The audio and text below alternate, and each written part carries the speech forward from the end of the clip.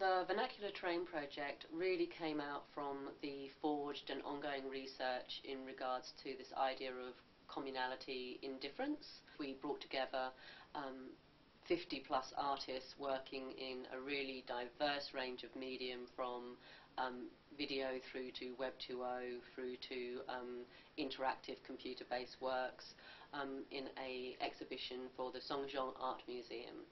Mr. Li Jingteng requested that we came to do that exhibition.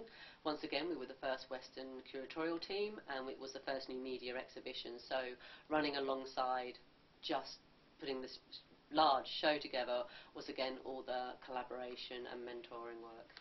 The Vernacular Terrain has some really great and quite wide outcomes. So firstly, at the point of this exhibition in China, the Australian Embassy and the Australian Government through the China Council became very aware of the project and have continued, started to and have continued to support the project, because they can see the importance and the uniqueness of what IDA Projects is doing, just not only for the Australia representation in the world, but also the idea of that interconnectivity across cultural boundaries. Substantial catalogues have been produced, which these major, so Li Jingteng has actually written into those catalogues, which really solidifies IDA projects within China. They need those kind of signifiers within the conversation within China, so that was an outcome from the 08 project.